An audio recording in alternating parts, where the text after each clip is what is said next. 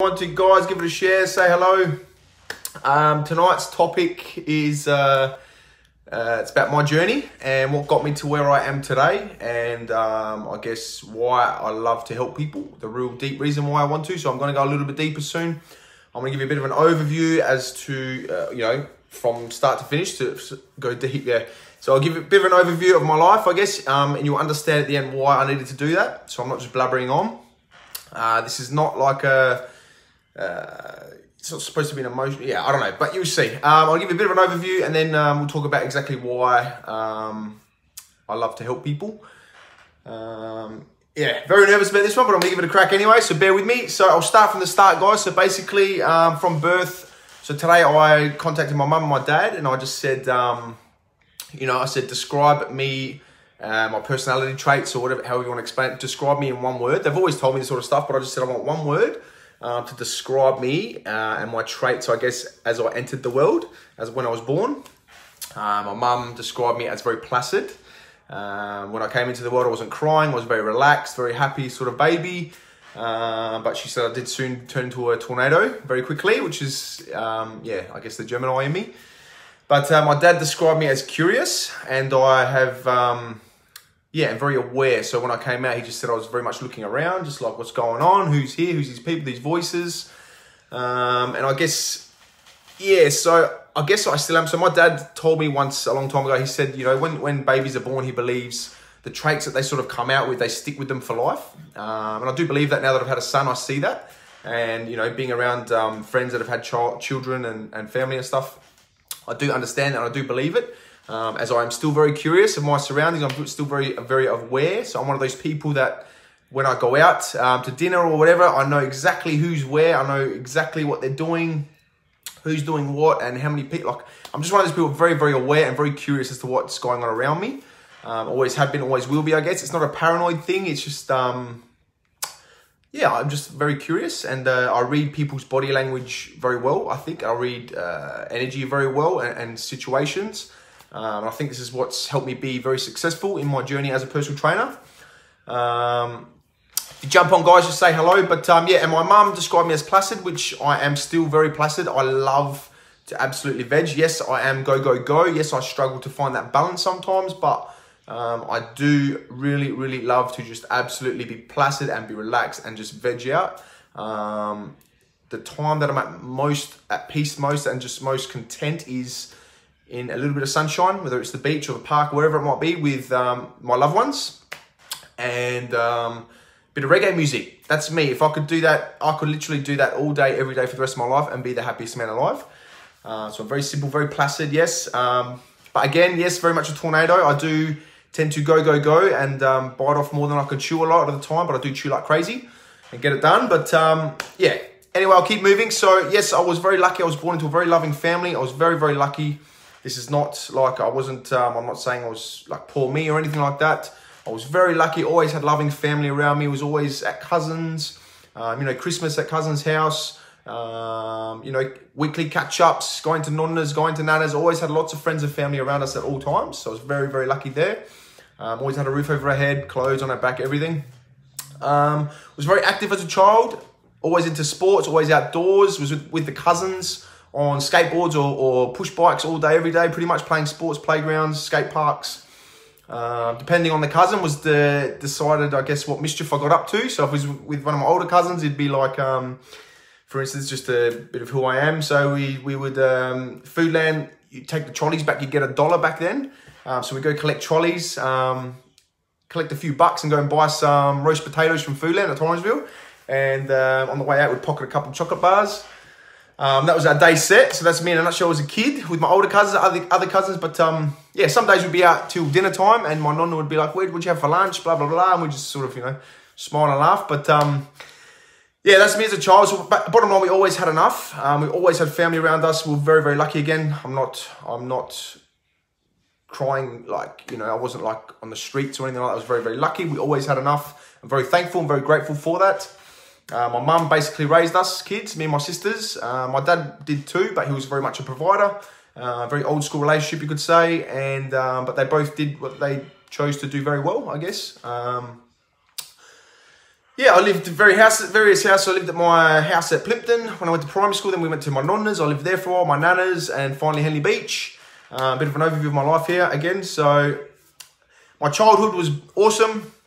Coming up to my teens, it's where it got a bit messy. I guess I can't remember, maybe 9, 10, 11, 12 years old. I'm not sure. The family sort of started to fall apart in a way. And I guess I was old enough to understand a little bit more.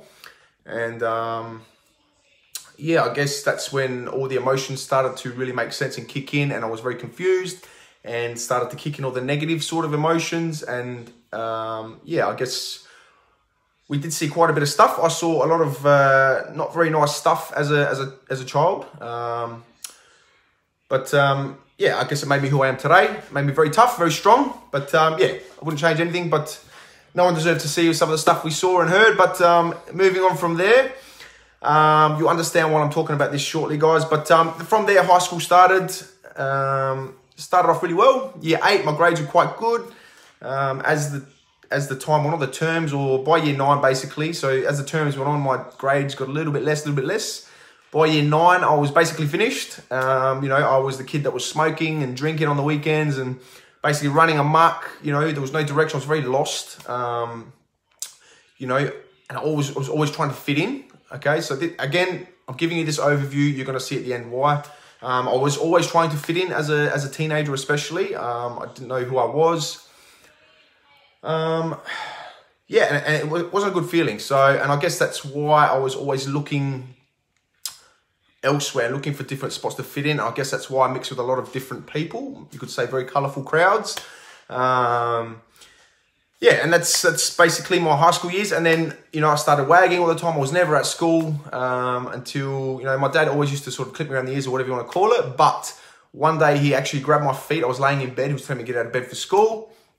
I was like, nah, get out of my room, blah, blah, blah. And he just grabbed my ankles and literally ripped me out of my bed, landed on my back. It gave me a bit of a wake up. And I was like, wow, what was that? And it was around that time when my dad sort of basically told me, he said, you're either going to school or you're going to go to work. So I said, done, let's go to work. I want to work, I want to make money. I thought I knew everything. You know, I was a teenager with, you know, I don't know, 16 turning on, you know, 35. I knew everything. But yeah, so anyway, my dad took me to live at his house. I slept at his house. I had to work at the dump. His friend owned a dump. So he took me to work at the dump at like 3 a.m. in the morning. I lasted 2 nights there and I was like, never again. I said, I'm not doing this anymore. I'll go tile. So I did a little bit of work with my cousins. I had done work experience with them before. And then I got an apprenticeship with a guy named Tony. Again, I was in a very negative mindset. I was very, very unhealthy, very unhappy. My lifestyle was shocking. Very depressed in a way, I guess. Just confused, I guess, from, you know, I guess some of my childhood. I don't know.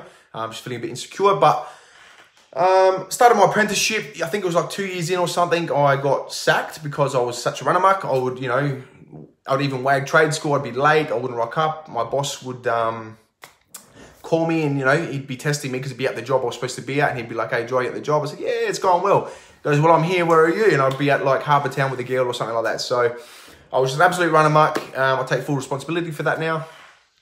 From that point, from my apprenticeship, I was lucky enough to be able to sit a test to get my tiling license still, my building license. So I went and did this face-to-face testing because I'd completed so much so far. Got my license. From that point forward, my dad hooked me up with a builder he knew, through wherever he knew him from. My first big job was, I went and bought some cheap tools. My first big job was Edinburgh Raft Base with a big tiling team. I think that lasted about 2 or 3 weeks. Again, my mindset was shocking. But the guy wasn't paying me. And my dad's got a little bit of pull somehow. I don't know, he's a bit of a midget, but he's got pull with people. And he, yeah, he made this guy meet me at the server, got my money. Anyway, that was the end of that. From there, I started working with a guy named Johnny. Still very, very negative mindset. I did start dabbling in boxing a bit more, you know, weight training, all that sort of stuff. But my night lifestyle was shocking. But I did work hard. I did get to work and do what I had to do. I was a killer Tyler, thanks Vinny. Yeah, I did what I had to do still, but I did have a very colourful sort of life at the time. I was there. I learned how to work very hard there. So I did shift my mindset a little bit, but still very negative. It just wasn't me. It just wasn't for me. Tiling was not for me. It's not what I wanted to do. But by chance, my cousin reached out to me and wanted to go into a partnership in a tiling business. We absolutely smashed it. We killed it. Lots of money, lots of everything. Had everything, you know, bought cars, had motorbikes, whatever. Had everything I wanted. Very busy, very successful business. But again, it just wasn't fulfilling me. I wasn't satisfied. I wasn't happy. It just wasn't my calling, I guess you could say. And yeah, from that point, from there I transferred to personal training. So Coco actually got her certificates before me, and she sort of inspired me. She said, "Jai, you should go do it. It's going to change your life." And I did. I knew there was something out there for me. I didn't know what it was. I always loved helping people. I knew that. I didn't know why yet, but I'll get to that soon. Yeah, Coco really pushed me, and she said, "You're going to change your life." And sorry, my son just screamed in the background. You're going to change your life. So I took the leap of faith. I sold my 2 cars. I sold my Harley, and then I bought a crappy van just so I could carry stuff around for boot camp and finish my little bit of tiling. I left my tiling job to start my Cert 3 and 4 in fitness in the health industry. I had, obviously had a mortgage, had bills to pay. I had a baby on the way. I was in the middle of a fight prep. I was doing full renovations to my house at the time. So I was flat knackers, but I just took the risk anyway. What's next? Yeah, so I was in the middle of fight prep, all that sort of stuff. I wasn't scared of hard work, guys. So that's one thing that tiling did teach me, was not to be scared of hard work. I've always worked very, very hard. Sorry, my son put me off when he screamed. So yeah, sold my cars. I had everything, guys. Sold my cars to become a personal trainer, and I did it. I took the plunge, and I did it, and I absolutely nailed it. So I did my fitness course, won my fight in good fashion, did my fitness course, and something I'll mention here. So in the Cert 3 and 4, the final assessment was to come up with like a business plan. But just got to add this in. Come up with some sort of business plan like your business plan, and present it to the class. And you have to pick a niche. Like, they're telling you have to have a niche, Jai. You have to have a niche. They said, "What's your niche?" I said, "Everybody." Like, you can't have everybody. It's not going to work. It's never going to work. I said, "Bullshit, watch me." I said, "I'm going to make it work. I'm going to have a place for everybody to come and feel welcome, feel safe, and do their thing, and just create a better version of themselves." They're like, yeah, no worries. They just basically told me I couldn't. Basically said I had to have some sort of small niche, otherwise it's just not going to work. I think Prana is proof that I've proved them wrong. We have proved them wrong, I should say. And on top of that, I won all the awards in the class. So I finished top of the class with both awards. I couldn't have both because it was unfair, so I had to choose to give one away. It's a bit of a bragging right, but anyway, that's my personal training course. I smashed it. From that point forward, I set up a studio at home, just in the side of my house. I just bought the basic necessities like a squat rack, some bars, and a few weights, a bit of HIIT gear, or what do you want to call it, strength and conditioning gear, ropes and stuff like that, slam balls. And I offered my first ever 12-week challenge, I think it was. Basically, all I wanted to do was cover my bills. I wasn't scared of hard work, so my first ever 12-week challenge was called Find Your Balance. You probably find I might even get some pictures up if I remember to. It was called Find Your Balance. So it all ties into what we're doing today. It's been a one big journey about finding balance, prana, the yin, the yang. It all ties together. You'll see in the end. Anyway, Find Your Balance. And basically it was, I needed 12 people to take up this offer. It was like $100 down payment, then $40 a week. But that got them 3 one-on-one PTs and a group training session on the weekend. So it's unbelievable, $40. But I knew I needed 12. I think I sold 16, or I needed 16 and got 20 or something like that. And I absolutely smashed that. And from that point on, I just grew very, very rapidly. From there, my son was born in January. So I think I got my tickets, like, I had my fight in August, a little bit after August. So it'd been a few months, I grew rapidly. By the end of the 12 weeks, I had a lot more clientele coming through.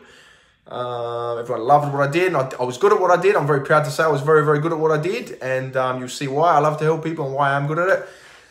But yeah, so I did that. My son was born in January, and then I moved into a local gym in February. It wasn't a typical commercial gym. I would never work in one of them. It's just not my thing. I'm not bagging them, but it's just not my thing. It was like a bit of a kickboxing gym. In that gym, I just grew so big. I grew that gym in a couple of years. I was running outdoor boot camps as well, very, very successful. Some were quite large boot camps. Yeah, so I outgrew that gym very rapidly. And I sort of become stagnant there, and I knew I needed to move, but I didn't at the time. And me and my sister were always talking about, you know, having some Mecca gym, you know, and coming together and making this awesome place, which we have, Prana. But at the time when I was ready to leave, my sister's venue where she was training out of St. Clair was being knocked down in a certain amount of time. So we put our heads together. We came up with an idea and a bit of a plan. So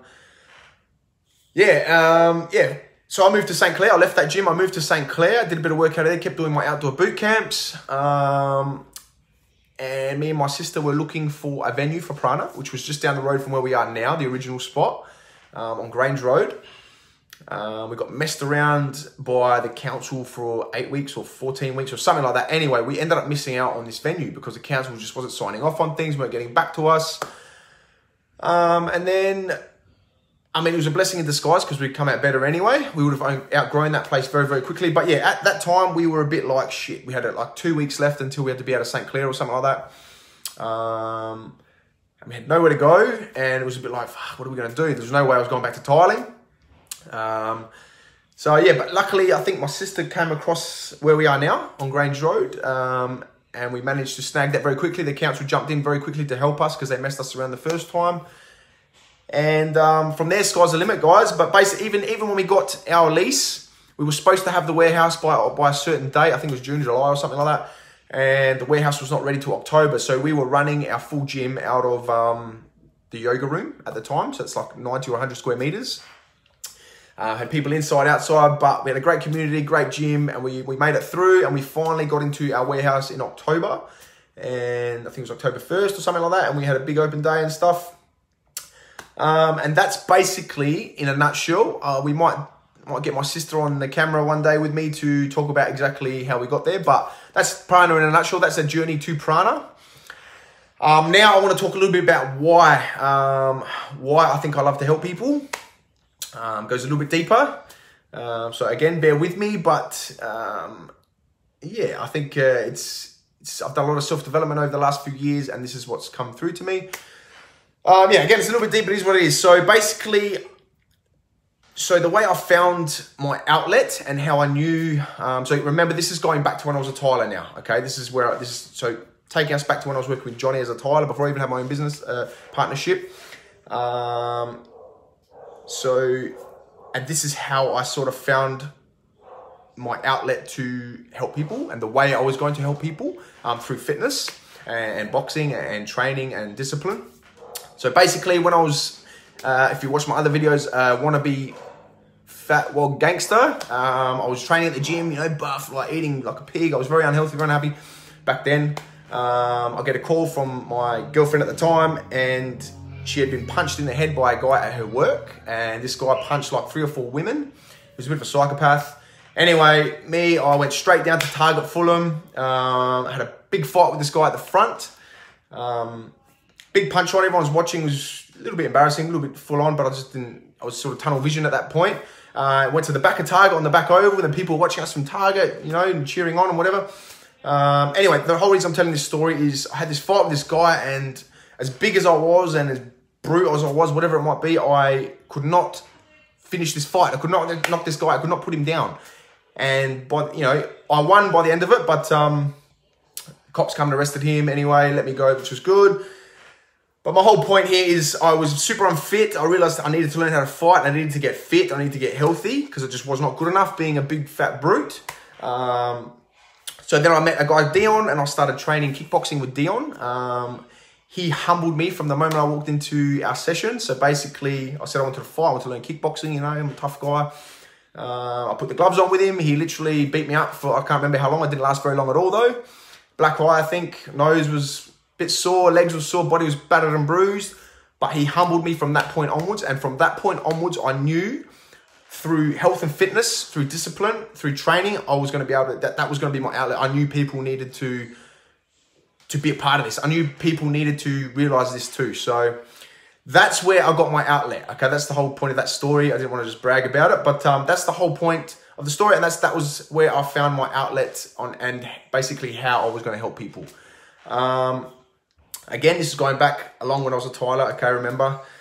So that's where I found it, and then I moved on to another gym, and I started competing, and that's where I took it really seriously, and it changed my whole life around. So, you know, I met Liam it was at Fortis at the time, had a fight with him, and that's when I started to really change my life around. And then by my second fight, I was a completely different person. But by that time, I was making the change to the fitness industry too. And again, I guess, and why I love to help people, and why we want Prana to be a safe space for people, to feel safe and be comfortable to be who they are, unapologetically, I guess is got to do with my childhood and the stuff I saw and my upbringing a little bit. Again, this is not a cry out for poor me, or this is nothing like that whatsoever. It's just my story and how I got here. So basically, obviously my bullying, I didn't like bullying. That's not my big thing though. It did stick with me, but it's not a major issue for me. But fitting in was a big thing for me, especially back then. I realise this now. So fitting in, I was always trying to fit in. Always never felt cool enough, never felt tough enough, never felt accepted. I've never told anybody this, guys, either. So this is raw as it gets. I've never ever brought this up to anybody. Yeah, and I just had a facade, I guess, and just wasn't really me. And I don't want anyone to feel like they can't be themselves. Look, it takes a long time to learn these sort of things, but I've learned it, and if I can help people, I will. I'll keep going because I'm getting a bit twisted in now. But yeah, basically fitting in, guys. I don't want anyone not to feel like they can't fit in and not be themselves and be true to who they are. You know, and I guess that fitting in and that insecurity and stuff stems from some of the stuff I did see from my childhood. I did start doing a lot of self-development over the last few years, and I did some breath work with a lady named Julie. This is going to buzz you out, this story. Very deep, but it's got to be said because this is where it stems from, I believe. Basically, I did breath work with Julie, and she took me back to a place or a time. I've done a few sessions with her. Took me back to a time when I was a child, and I was just basically needing someone to reach out and help me. But I felt like I had no one. So put it this way, I did my breath work with Julie. She took me to this place. I don't know how she got me there. So basically, when you do breath work, you sort of meditate into like a sort of outer body experience. But basically, she took me to a place where I was looking at myself as a child. So me now looking at myself as a child, sitting in the corner crying, and just wanting someone to pick me up and just comfort me. It was really full on, but basically, yeah, and I think that stems from some of the stuff in my childhood, but basically that's where I believe, I just remember feeling very alone, okay, very alone, very insecure, unsafe, scared, and basically I believe that is where my want to help people stems from, because I don't want anyone to feel unsafe. I don't think anyone should feel unsafe. I don't think anyone should feel scared. Everyone should feel confident and be happy to be who they are and be true to who they are. And yeah, I believe at Prana we have created that, and I believe we're going to keep getting better and better and bigger. And we've got some things in the works. I do want to take it worldwide. I do want to help as many people as I can, because honestly, I don't think anyone should feel unsafe. Everyone should be confident to be who they are, unapologetically them, and just keep it real with themselves. So, and that's where our strong values come into play, I believe. They're very much part of my life values as well. So yeah, again, guys, sorry to get deep there. I held back the emotional side, but I hope you can understand why I had to give that sort of backstory there. And this is not a scream out for poor me, or I wasn't, you know, on the streets. I always had shelter, I had everything I needed. So I'm not, you know, upset about anything. It's just, that's my journey, and that's what got me to where I am today. And that's the reason why I really, really love to help people, and yeah, just want the best for people. I love to see people happy. That's it from me, guys. It's a bit of a long one, I think. I hope you enjoyed that. A little bit vulnerable, a little bit deep. Yeah, I'm going to talk about fatherhood soon, so that's going to be another cool one. But I hope you enjoyed the video. Give us a like, give us a love heart, and yeah, I'll see you guys at the gym. Keep kicking ass, keep it real with people. One love, teamwork makes the dream work, guys. And don't worry, be happy. I'll see you all very, very soon. Cheers, guys.